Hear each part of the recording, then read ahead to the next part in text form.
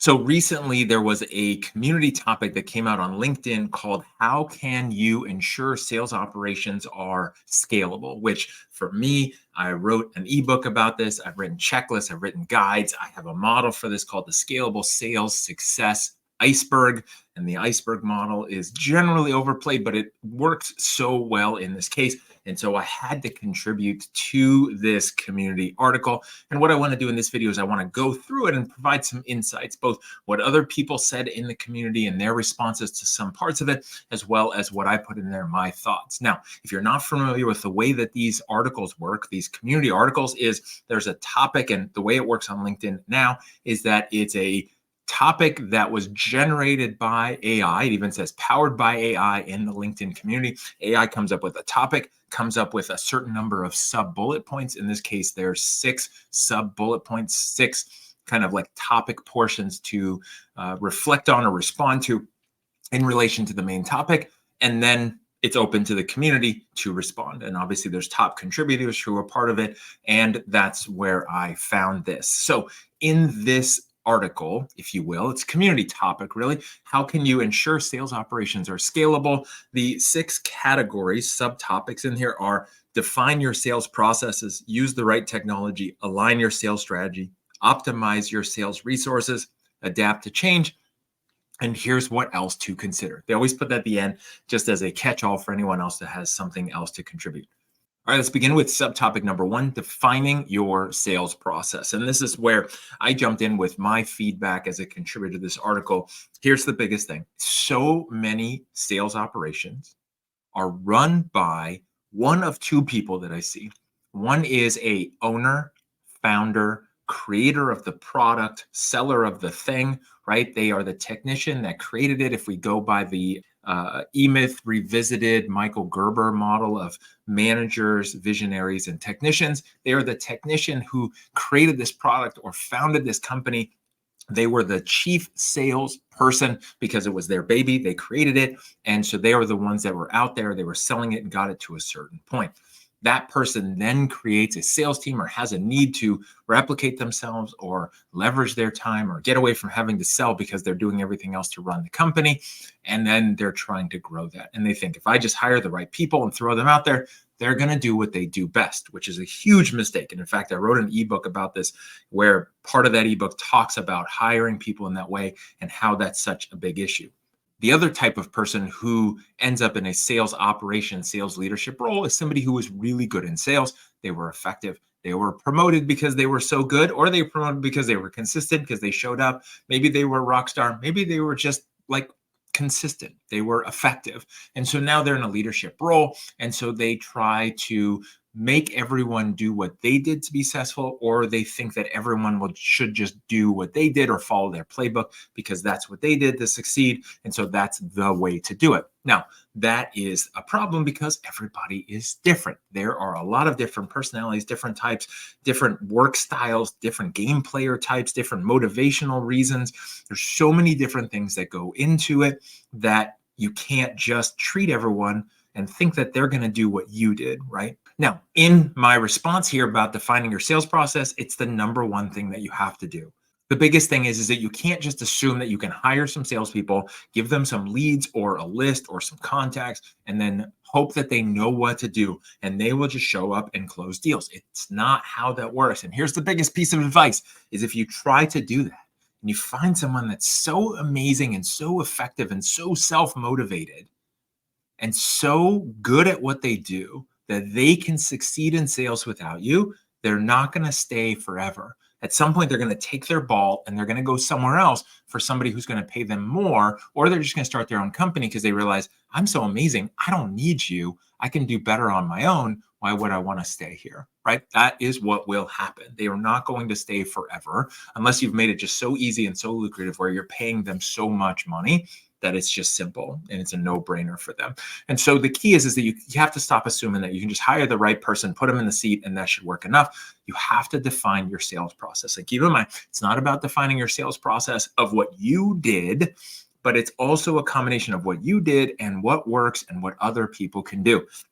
It's one of the things I advise people all the time is, what is the sales process that a normal, good salesperson human can do. Not you because you're superhuman. If you're a rock star sales rep, stop thinking everyone's going to be a rock star like you and build a sales process that a well-intended salesperson who is a cultural fit for your company, who wants to do well, can take your sales process and produce above average results, right? An amazing salesperson is going to turn it into amazing, but you want to bring someone who's average in, give them a process where they can get above average results. If you do that, you're winning. You've built a scalable process because then you don't need to hire superstars. You don't need to only have a certain type of person who's amazing.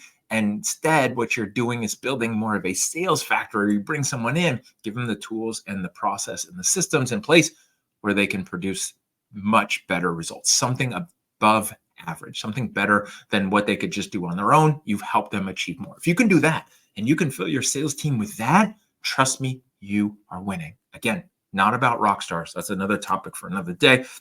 It's about defining your sales process, building it so that humans can do it at scale in a repeated way, and then figuring out what that looks like. Okay. Number 2 on this list is the right technology. And the biggest thing is that the part of what I put in part 1, right, about defining a sales process triggers into this one about using the right technology. Now, here's the deal with the right technology. So many companies I see think that I'm just going to buy some technology. I'm going to buy some sales enablement technology, some sales marketing technology, some sales tracking, some this, some that, some AI, some cool tools, some machine learning this, like all of these different things. And that's going to help my team succeed. But here's the reason why you've got to focus on that sales process first, and no amount of tech is going to make up for a lack of sales process, because if you don't have the fundamentals, if you're missing the fundamentals of sales and sales success, then no amount of technology will help.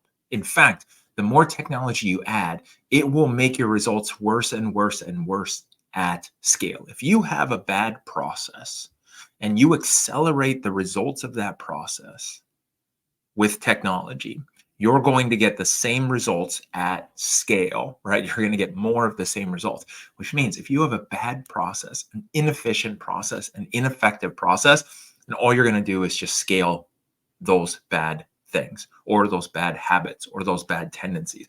It's not going to make up for it. And here's the example. Here's the one that I use all the time. If you've listened to me before, you know this is the one I use.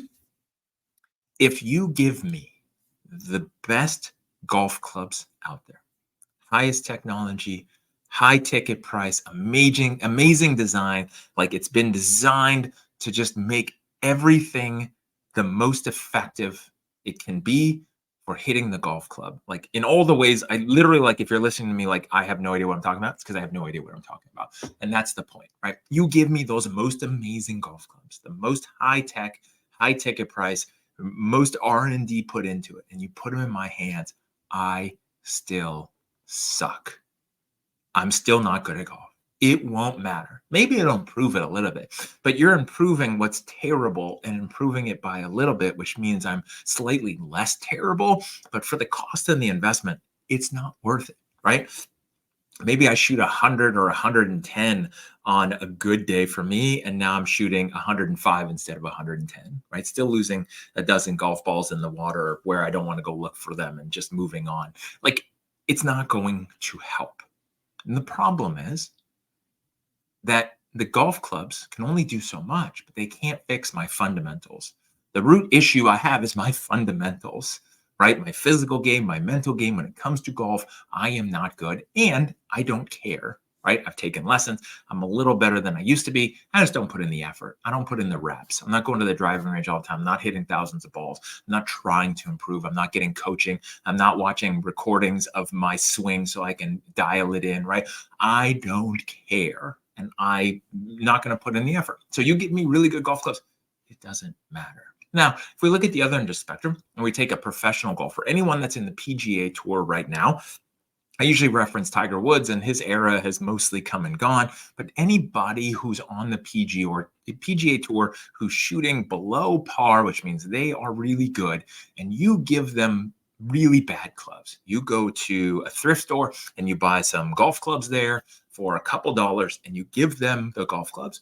they will crush me all day, every day. And why is that? Because their fundamentals are amazing. Okay. So it's not about the technology. Now you might say, well, but they play with really good golf clubs. Here's the thing is if it's me versus them, they don't need the technology. They just beat me on the fundamentals all day, right? And the mind game. Now, when they're playing against other professionals, the technology makes a difference once they have the fundamentals. And that's where they all get to where they are. And they get better and better technology and better fundamentals and foundation and different coaches. And that's how they get there. Now, why does that matter for sales? Same thing. If your sales fundamentals are broken, if you don't follow up, if you don't know how to do a discovery call, if you can't express empathy, if you don't actually care about people, if you don't know what you're doing, if you can't ask questions and actually listen to the answer and use active listening to try to figure out how you can help someone, if you can't put the other person first instead of having to talk about yourself first, then no amount of technology will make up for those missing bad fundamentals.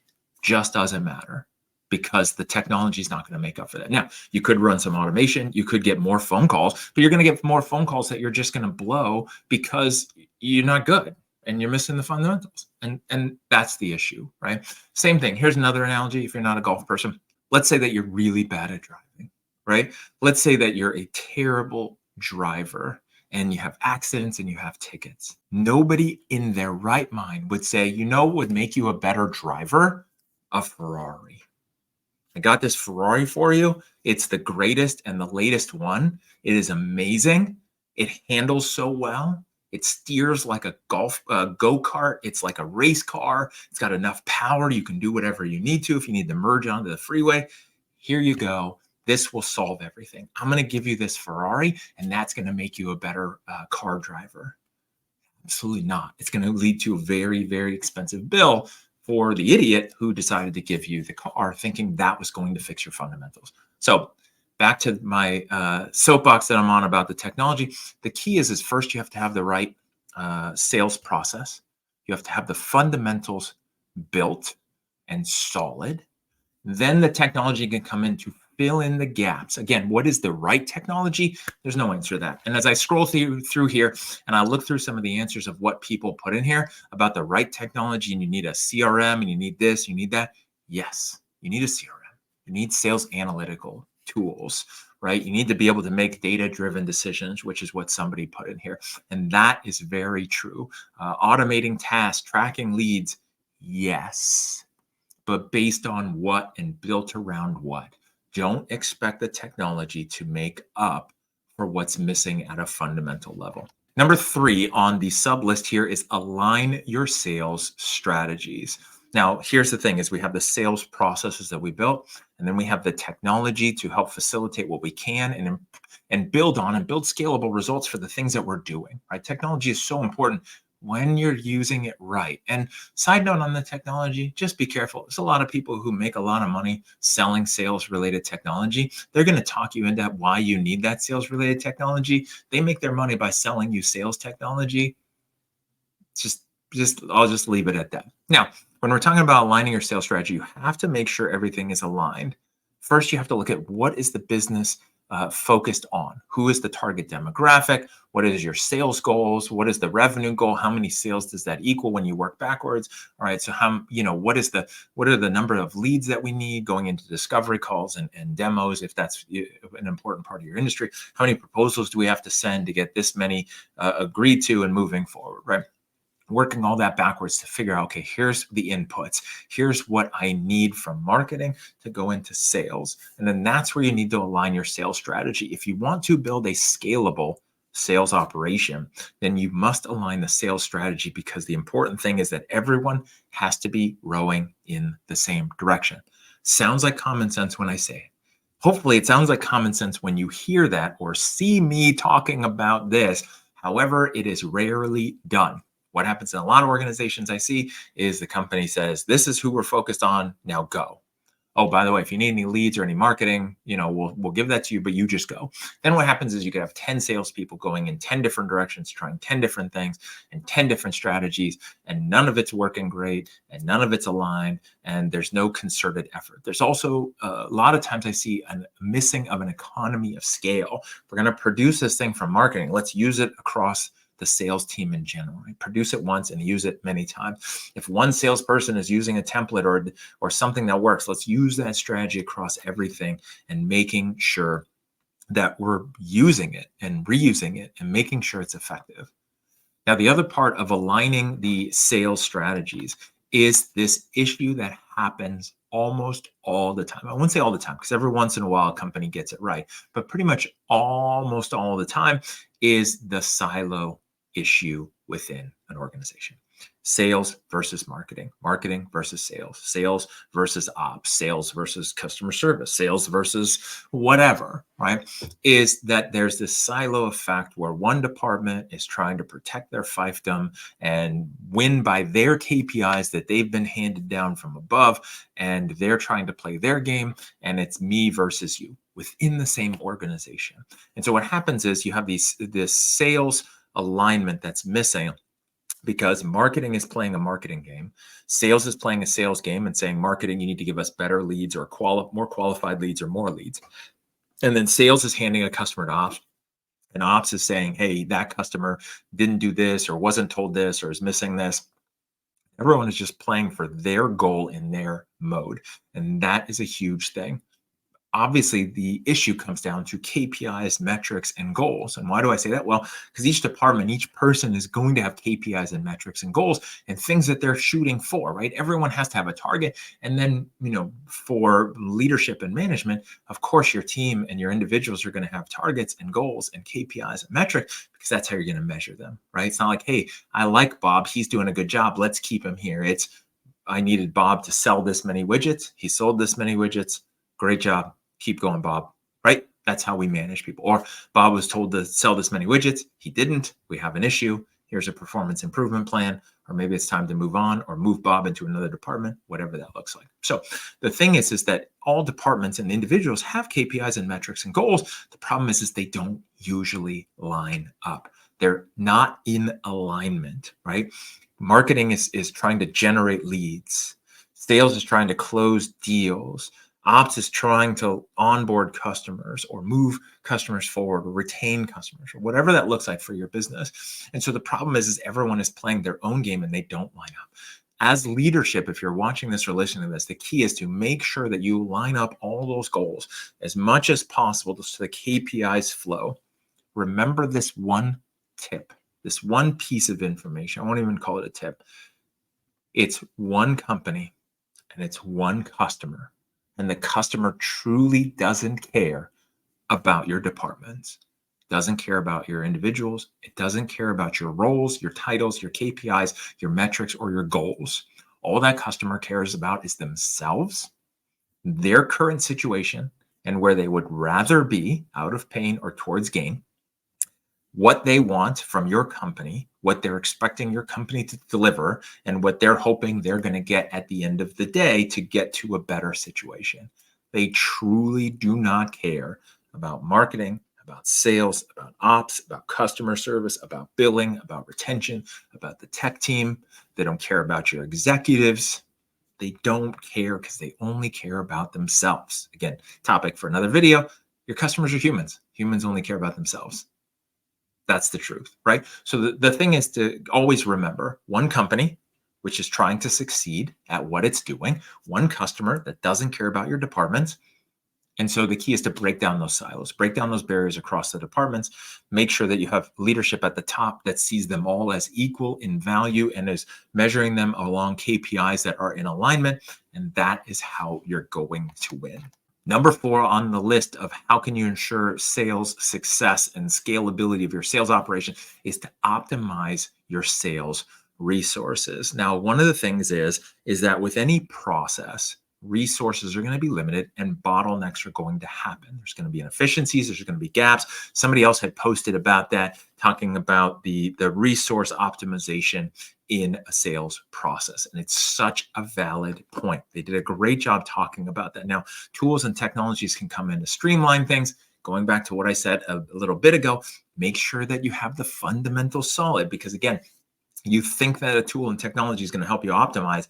It can help optimize the wrong thing or help optimize too many things, Or what I've seen before is that you bring in tools and technology and it optimizes one area and creates a bottleneck at a different point because now you've sped something up way too fast that somebody else can't handle it, right? And so it causes a mess down the road. So make sure you optimize your sales resources. Now, what could that look like? Well, again, you got to map out your process. That's why that was number one on this list. And it's such an important thing, even though I could tell literally people skipping down and looking at other things or making comments on other parts because those are easier. Sales process is number one. And then you've got to look at the resources. What do you have for marketing? What do you have for sales? What do you have for sales support? One of the biggest things, and this is a big miss that I see with a lot of companies, is they think that somebody can do everything. Nobody can do everything, right?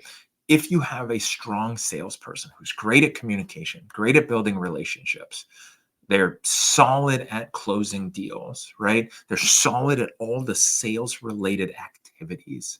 There's a really good chance they are not very good in the CRM with paperwork, with sometimes attention to detail. That's kind of a gross overgeneralization, but sometimes that's true. They just want to talk to people. They're really good at talking to people. They don't want to deal with the rest of that stuff, right?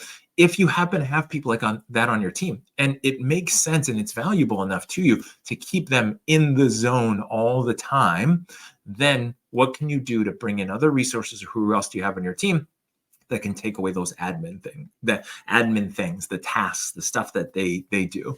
You want that salesperson at the plate as much as possible. And so what can you take off with other people on the team with technology and tools? This is where the technology and tools really come into play, because you want to optimize your sales resources, which means I want this person selling. So what can I do to automate emails, or automate and alert for follow-ups on LinkedIn? Or what can I do in the CRM? Or what stuff can I put there, to serve up the research, right? Again, we're living in a great era right now where there's so much information available online.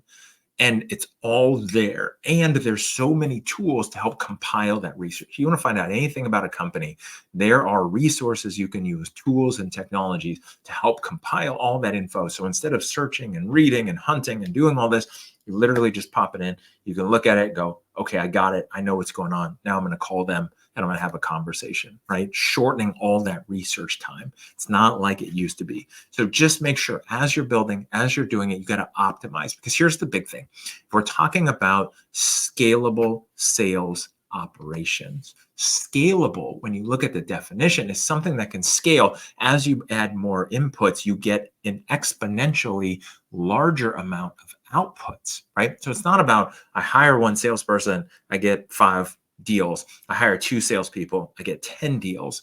It's more of, how do I hire 2 salespeople and get 12 deals, right? How can I hire 3 salespeople and get 20 deals? Because I also have marketing, because I have these sales processes. How do I use my resources to do more and more? I mentioned a little bit ago about economy of scale. And the key is, it's not about, if I want to double my sales, I need to double the amount of reps.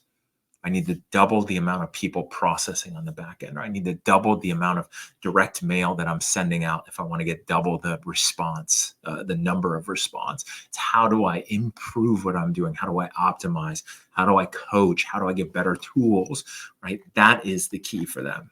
Number 5 on the list here, adapt to change. This is one of the biggest issues I see with organizations, not necessarily at the top. The top knows that it needs to change and it needs to adapt and it needs to flow. The problem is more at the salesperson level. Now, I'm not going to go into a lot of detail. I will include a link here about other content that I have around this. I wrote a chapter in the Voices for Leadership Volume 1 about this very topic. Here is the punchline. When you get your salespeople and your team in general to marry the vision and date the strategy, they will be open to change. They will be eager to change, and they will actually change. If you have a change management problem, you could have a wrong people on the bus problem.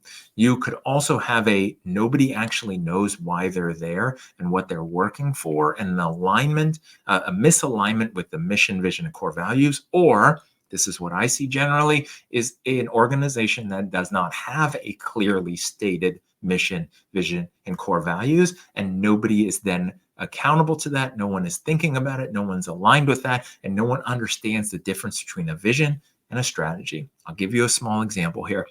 So many people in sales show up, they're handed a script. They hate scripts. I got it. That's another topic.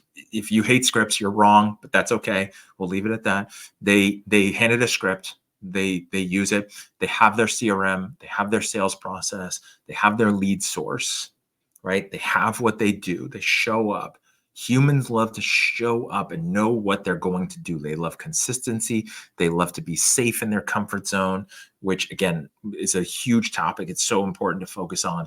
They love knowing what they're going to get into. Now, of course, you like showing up. It's like, hey, what's going to happen today? It's hard to succeed. It's hard to be happy with that long term. So people, especially salespeople, where their money comes from their process and their effectiveness, once they have a process that works, they don't want to ever change, even if that process doesn't work anymore.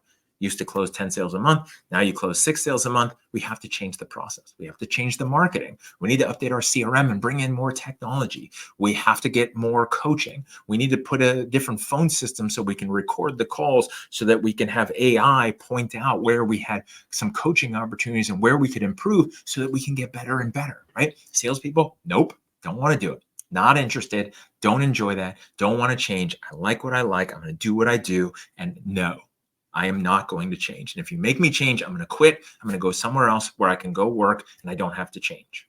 Now, of course, they leave. They go to another company. Funny part is they have to learn a new CRM, a new script, maybe the same product, new pricing, new process, new contracts, new agreements, new customers.